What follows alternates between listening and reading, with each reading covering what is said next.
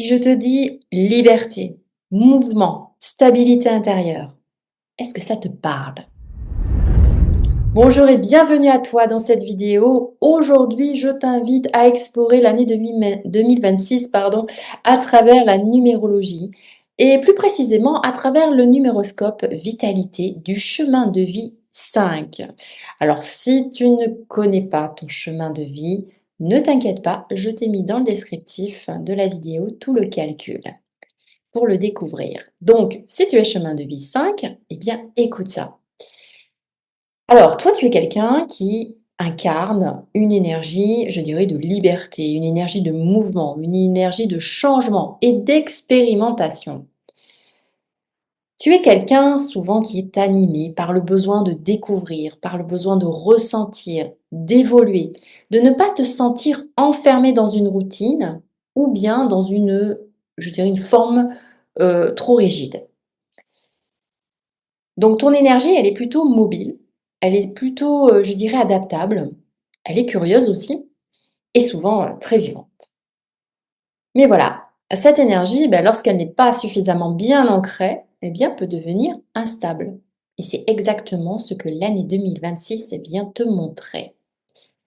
Et oui, en 2026, ta vitalité ne dépendra pas de ta capacité à bouger plus, à changer plus ou à vivre plus intensément.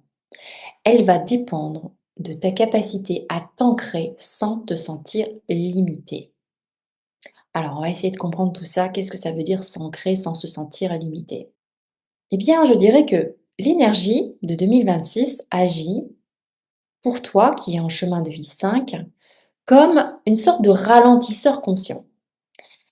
Elle va t'inviter, cette énergie, à observer ce qui, dans ton mode de vie, t'épuise sans que tu t'en rendes compte. Parce que, quelque part, comme tu es de chemin de vie 5, ce n'est pas le mouvement en lui-même qui fatigue, non. C'est plutôt l'absence de récupération et d'intégration. Donc attention à ça. Parce que le grand défi vitalité de ton chemin de vie 5 en 2026, eh bien, c'est la dispersion énergétique. Trop de directions à la fois, trop de stimulation, trop d'informations, trop de changements rapides peuvent épuiser ton système nerveux. Et là, tu peux avoir l'impression d'être toujours en mouvement, mais intérieurement, il y a une fatigue instable qui peut apparaître. Donc ça peut créer de la nervosité, ça peut créer de l'agitation, des difficultés aussi à te poser. Tu peux avoir un sommeil irrégulier, une sensation de ne jamais vraiment te reposer. Alors cette fatigue, ce n'est pas un manque d'énergie, hein, c'est un excès de sollicitation. Alors il faut savoir que sur le plan physique, eh bien, quelqu'un comme toi qui est de chemin de vie 5 est très lié au système nerveux. Également à la respiration et au rythme corporel. Donc en 2026, eh bien, ton corps te demande de retrouver un rythme, je dirais, plus cohérent. Alors pas un cadre rigide, hein, on est d'accord, mais des points d'ancrage. Parce que ton corps, il ne va pas te demander de t'arrêter, hein. Ça, sinon, ça serait contraire à ton énergie et là, ça ne serait pas bon pour toi.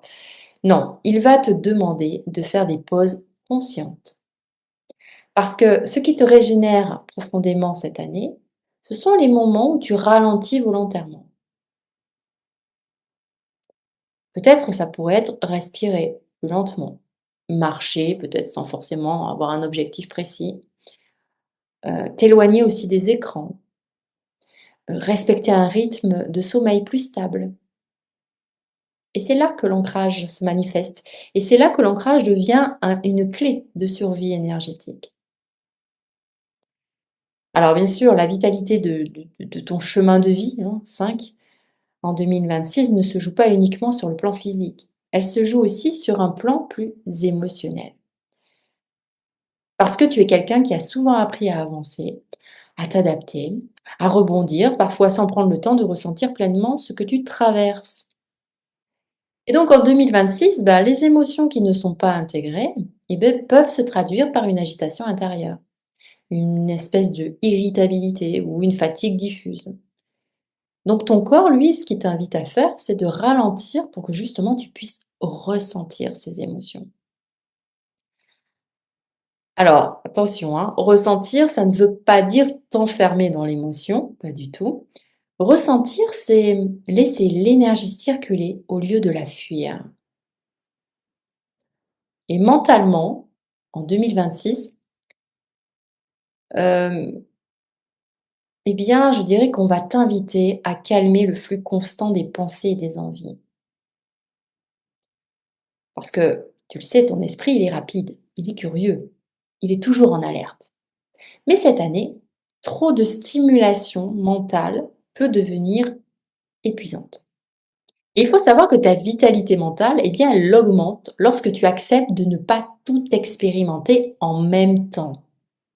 Choisir, eh bien, ça devient une forme de liberté beaucoup plus profonde, hein, que le zapping permanent. Voilà, donc attention à ça au niveau mental. D'un point de vue, je dirais, plus spirituel, eh bien, le chemin de vie 5 est invité en 2026 à redéfinir sa relation à la liberté. Parce que la vraie liberté n'est pas l'absence de cadre, attention, hein. C'est la capacité de choisir un cadre qui respecte ton énergie. Parce que lorsque tu te disperses, eh bien, tu te perds.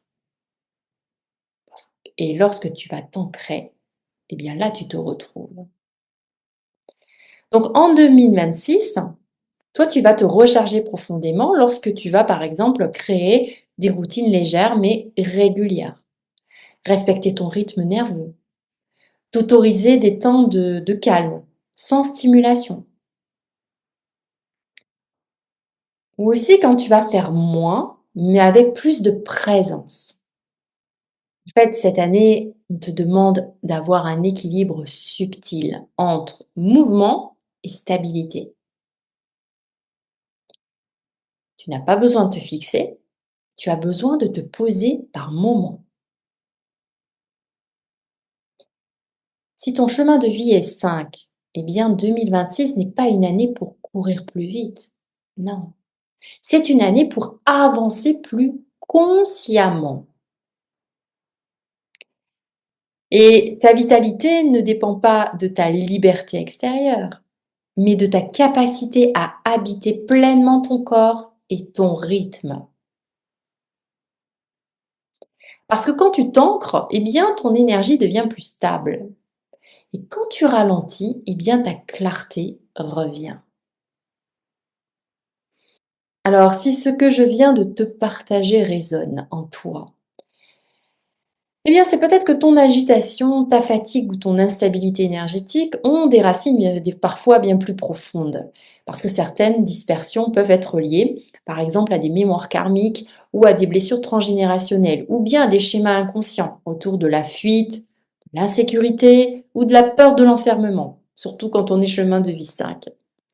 Donc, si tu ressens l'appel d'aller plus loin dans cette compréhension, sache que je propose une formation qui s'appelle Numa Naturo en numérologie qui t'accompagne pour justement explorer les liens entre le corps, la maladie, les héritages familiales, le karma, le chemin de vie, dans une approche, je dirais, beaucoup plus globale, incarnée et transformatrice.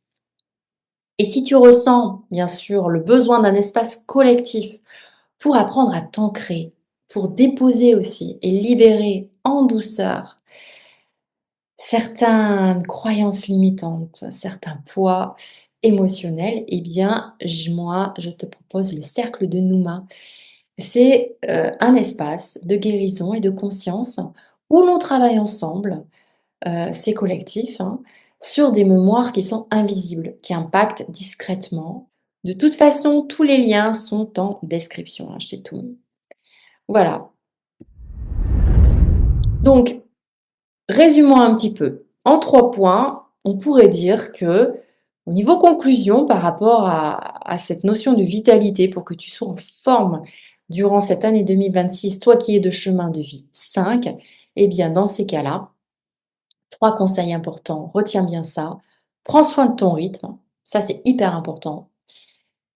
Rappelle-toi que quand tu t'ancres, ta liberté devient plus stable et quand tu respectes ton corps, eh bien ton énergie te suit.